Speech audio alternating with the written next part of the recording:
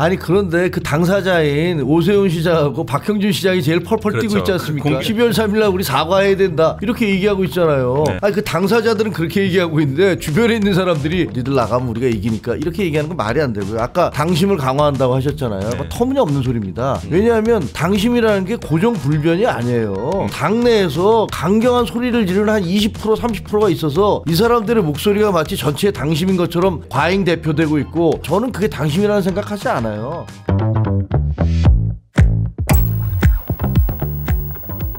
오늘 뭐 이제 첫 번째 주제는 아무래도 뭐 이제 민심에서 더 멀어지는 국민의힘 이런 제목으로 잡아봤습니다. 사실 뭐 이제 지금 국민의힘에서 제일 화두가 내년 지방선거 경선에서 이제 당심 비율이 기존에는 당심과 이제 여론조사 이제 일반 민심이죠. 이게 50대 50이었는데 이제 당심 당원들의 투표 비율을 70%로 높이겠다 이런 방안을 추진하고 있어요. 그래서 이제 뭐 지방선거 기획단이 뭐 상정을 했고 이제 최고위 결정을 앞두고 있는데 이제 장동혁 대표도 할 것 같다는 뉘앙스로 얘기를 하고 있습니다. 그래서 이제 뭐 그 이유는 이제 지방선거가 국민 정서와 민심을 최대한 반영해야 되겠지만 동시에 취약한 당세를 확장해야 되는 과제도 안고 있다.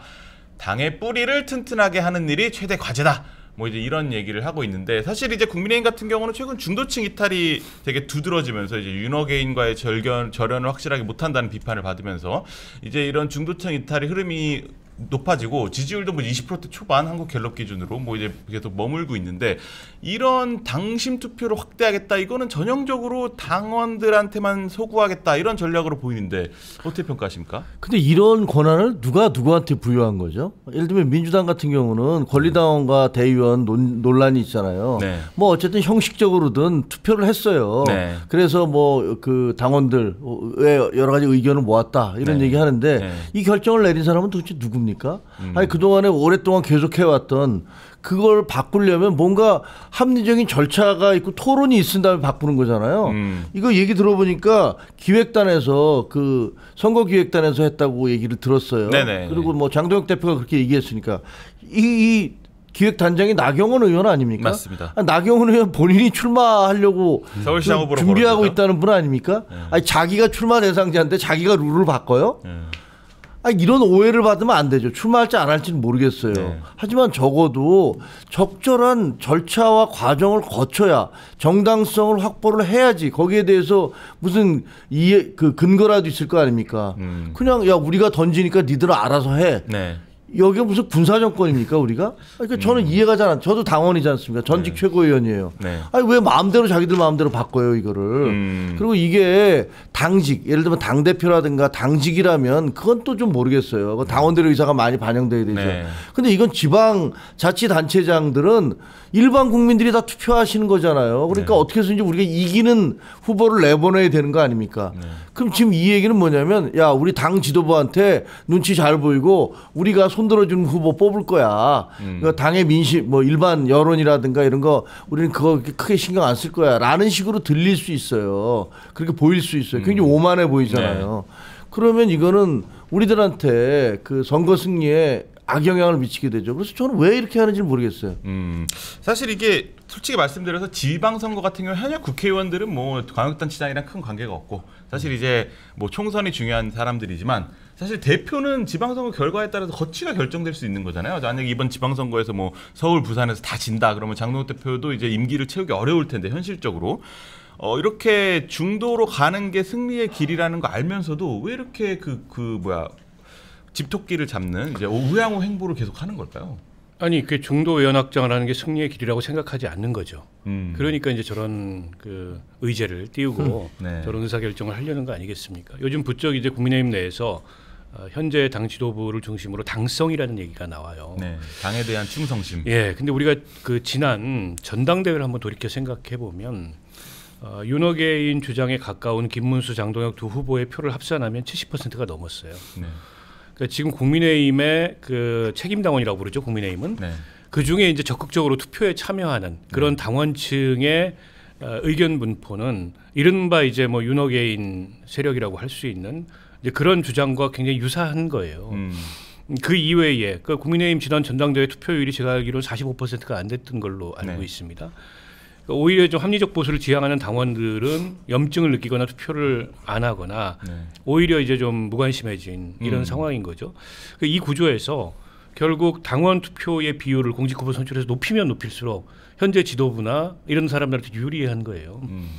그러니까 이게 그냥 나온 얘기가 아니고 결국에 지금 당을 운영하는 전반적인 그 기조, 전략 이것까지는 맥이 다 있다고 생각하고요. 또 나경원 의원처럼 본인이 지방선거 기획단장이면서 또 서울시장 후보군으로 분류되는 분이고 그러니까 지금 오세훈 시장하고 경선을 현재 룰로 했을 때 나경원 의원이 쉽지 않잖아요. 네. 그러나 룰을 이렇게 바꿔놓으면은 해볼만하다 이렇게 보는 거죠. 당원 70%를 반영을 하면. 그런 이해관계가 맞아 떨어져서 이런 얘기가 나오는 건데 앞서 이제 뭐 왜 자기 멋대로 결정을 하냐. 그러니까 이렇게 의제를 띄워놓고 사후적으로 절차는 밟겠죠. 네. 뭐 최고위원회 통과하고 전국위원회 통과하고 받을 텐데 의지는 분명한 것 같아요. 지도부는 저렇게 가겠다. 그러면 공천 전반에도 저런 기조가 투영될 가능성이 높아요. 결국에는 당에 대한 충성도, 당에 대한 헌신성. 즉 장동혁 대표가 얘기하는 지금 이 민주당 이재명 정권의 이런 뭐 독재와 맞서서 열심히 싸운 사람들이 어쨌든 공직 후보로 나서야 된다. 심지어는 그래서 뭐 점수를 매기겠다. 지금 장애 집회에 참여 이런 얘기까지 지금 나왔잖아요. 아니 근데 그 장애 집회가 매우 효과적이면 전 그럴 수 있다고 봐요. 평가의 기준이. 근데 뭐 당원들 동원도 잘 안 된다고 얘기하고 여론 흐름에도 크게 저게 영향을 못 미쳐요. 그러니까 최근 들어서 여당이나 정부 입장에서 뭐 악재가 될 만한 이슈들이 상대적으로 더 많았어요. 물론 근원적으로 윤석열의 이 계엄 내란 때문에 국민의힘이 이 민심으로부터 그 불신을 받고 있고 그게 극복이 안 되고 있는 건 맞지만 최근 몇 개월간의 이슈만 보면 그렇다는 거예요. 11호 부동산 대책도 있었고 또 뭐 최근에 항소 포기 사태도 있었고 근데 그 정당 지지율을 보면 그 반사 이익을 국민의힘이 조금도 못 누리고 있고 결국에는 강성 지지층들의 여론조사 응답만큼만 딱 지지율이 나오고 있는 거예요. 그런데다가 내년 지방선거에서 여야 뭐 승리 전망이나 뭐 이런 걸 물어보면 여당 쪽으로 쏠리고 있어요. 특히 중도층 민심이. 네, 그렇더라고요. 이걸 좀 심각하게 받아들여야 되는데 지금 국민의힘의 지도부는 뭐 이런 건 그냥 외면하고 자기들이 주목하는 다른 여론조사가 있는지 모르겠는데 아마 뭐 천지일보나 이런 데서 하는 차기 대선 지지율 1위 장동혁 이것만 쳐다보는 것 같아요. 그러니까 이제 경쟁자들 다 죽여야 되겠다. 결국 나한테 유리한 그런 경선 환경, 투표 환경, 당내 여론 이런 걸 만들겠다. 이 정치적 의도로밖에 보이지 않아요. 근데 이게 하나만 알고 둘은 모르는 게 지방선거 망하면 쫓겨나요. 그러니까요. 국민의힘이라는 정당이 윤석열 정부 3년 동안에 당 지도 체제가 한 10번 이상 변경이 됐어요. 많이 바뀌었습니까? 네, 비대위에 또 대행해, 비대위에 대행해, 비대위에 대행해. 그 와중에 권성동 전 원내대표는 4번이나 했어요. 대행을. 이런 파행을 겪은 데다가 지난 10년으로 확장해서 봐도 임기를 채운 당대표가 거의 없어요. 맞습니다. 그러니까 비대위가 일상이고 가끔가다 당대표가 생기는데 그것마저도 금방 이렇게 무너지는 이런 상태가 반복이 되어 왔습니다. 그러니까 장동혁 대표가 무슨 재주가 있어가지고 내년 지방선거 망치고 이 당의 리더십을 유지할 수가 있겠어요. 그러니까 잘못 생각하고 있는 거고 근데 이 시효가 얼마 남지 않았습니다. 12월 3일이 하나의 분기점이 될 텐데 그때도 만약 방향 전환이 이루어지지 않으면 국민의힘 당내에서 가만 안 있을 거예요. 저는 그렇게 봅니다. 아무래도 뭐 이제 이런 사실 중도를 확장해야 이길 수 있다는 건 뭐 사실 뭐 저도 알 정도 뭐 누구나 다 아는 건데 이제 당심을 높이는 선택을 한 거를 두고 일각에서는 이런 얘기도 나와요. 지금 어제 국민의 입장에서는 서울과 부산을 지키는 게 이제 승리의 좌표가 될 텐데 지금 이제 이재명 정부가 이제 좀 약간 주춤하고 흔들리는 것 같다고 느끼는 이제 국민의힘 입장에서는 조금 뭐 서울은 좀 보수화가 좀 됐으니까 당성이 좀 센 후보를 내보내도 이길 수 있겠다. 부산도 뭐 그래도 우리 텃밭이니까 뭐 승리 가능성이 높아진 것 같다. 요즘 추세를 보면 이러니까 좀 당심을 높여도 이길 수 있다. 자신감이 있는 거 아니냐 뭐 이제 이런 식의 해석을 하는 분들도 있더라고요. 아니 그런데 그 당사자인 오세훈 시장하고 박형준 시장이 제일 펄펄 뛰고 있지 않습니까? 공개 반발하면 안 된다. 네. 12월 3일날 우리 사과해야 된다. 이렇게 얘기하고 있잖아요.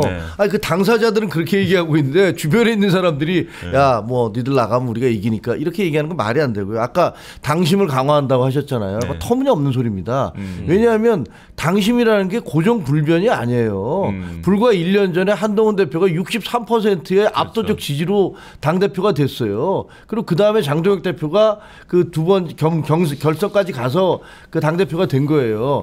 뭐 당내에서 강경한 소리를 지르는 한 20% 30%가 있어서 이 사람들의 목소리가 마치 전체의 당심인 것처럼 그렇게 과잉 대표되고 있고 그걸 가지고 당 지도부는 그렇게 얘기를 하고 있지만 저는 그게 당심이라는 생각하지 않아요. 그리고 윤상현 의원 친윤의 핵심이라고 얘기했던 윤상현 의원조차도 민심이 앞선다 당심보다 이렇게 네. 주장하고 있는 거 아닙니까? 네.